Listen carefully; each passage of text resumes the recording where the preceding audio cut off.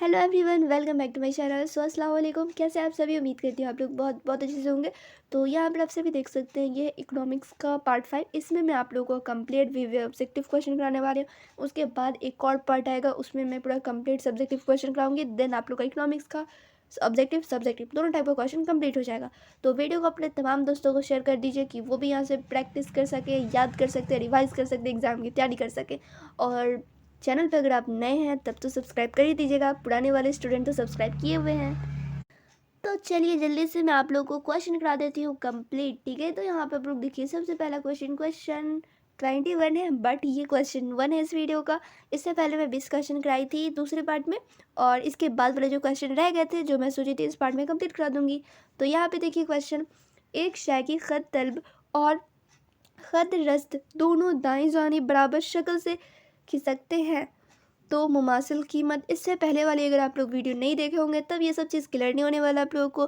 तो पार्ट 3 ज़रूर देखिए। पार्ट 4 में तो सब्जेक्टिव क्वेश्चन कराई थी, पार्ट 3 में मैं आप लोग को ऑब्जेक्टिव क्वेश्चन कराई थी, इसी टाइप की कराई थी। ठीक है, तो वो वीडियो देखेंगे तभी ये चीज़ आप लोगों को क्लियर होगा। तो यहाँ पे देखिए, जब यहाँ पे देखिए क्वेश्चन क्या होता है, जब दोनों दाएं जानिब बराबर शक्ल से खिसकते हैं तब क्या होता है, उसकी कीमत घटती है, बढ़ती है, क्या होगा? तो उसका जो कीमत है वो ना तो घटेगी ना बढ़ेगी। ठीक है, तो राइट आंसर हो जाएगी ऑप्शन डी। लेकिन एक चीज़ ध्यान देना, जब दोनों दाएं जानिब ही जाएगी तभी उसका ना घटेगा शक्ल और ना ही बढ़ेगा। ठीक है, तो ये चीज़ आप लोगों को ध्यान देना है। ऑप्शन डी हो गया करेक्ट। फिर देखिए नेक्स्ट क्वेश्चन, किसी शय की मांग में इजाफा या कमी से मुमाशल कीमत पर कोई असर नहीं पड़ता है, जबकि क्या पूरे तौर पर लॉचदार हो। ठीक है, तो राइट आंसर यहाँ पे होने वाला आप लोगों का ऑप्शन ए करेक्ट।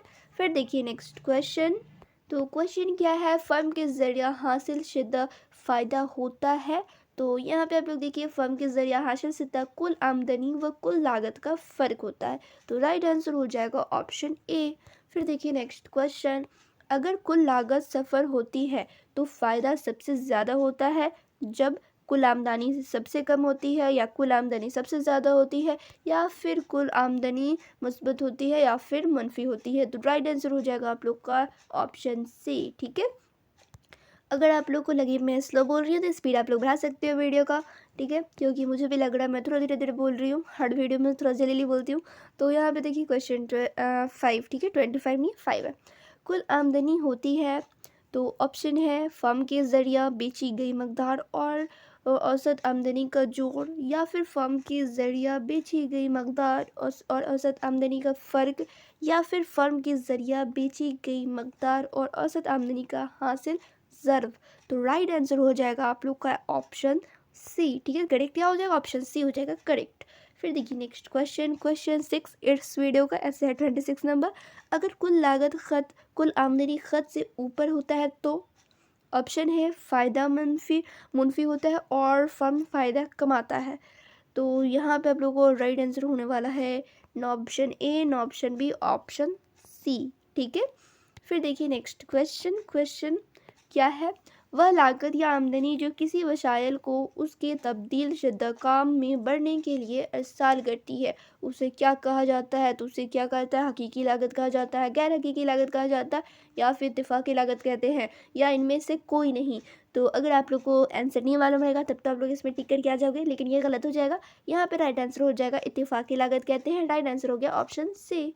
फिर देखिए नेक्स्ट क्वेश्चन, अब क्वेश्चन यहाँ पे देखिए, मुकम्मल मसावी फर्म होता है कीमत मतीन करने वाला, या फिर कीमत कबूल करने वाला, या फिर ए और बी में से कोई नहीं, या बी और ए और बी दोनों। तो यहाँ पे आप लोग को राइट हो जाएगा आंसर ऑप्शन बी, कीमत कबूल करने वाला। मुकम्मल मसावी फर्म होता है कीमत कबूल करने वाला। तो राइट आंसर हो गया ऑप्शन बी।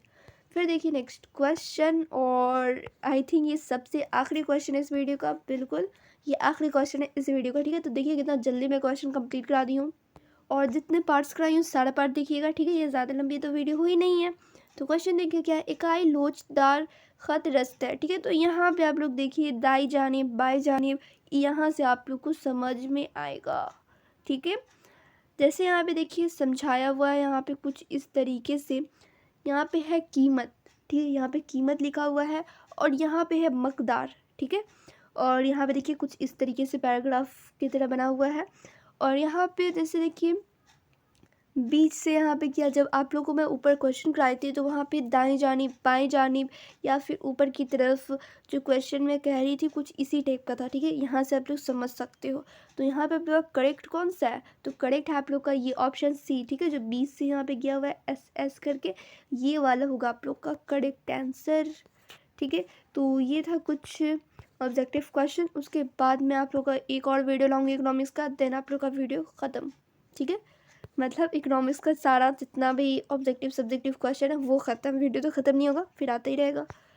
तो चलिए फिर मिलती हूँ दूसरे वीडियो में। वीडियो अच्छी लगी होगी तो कमेंट करके ज़रूर बताइएगा।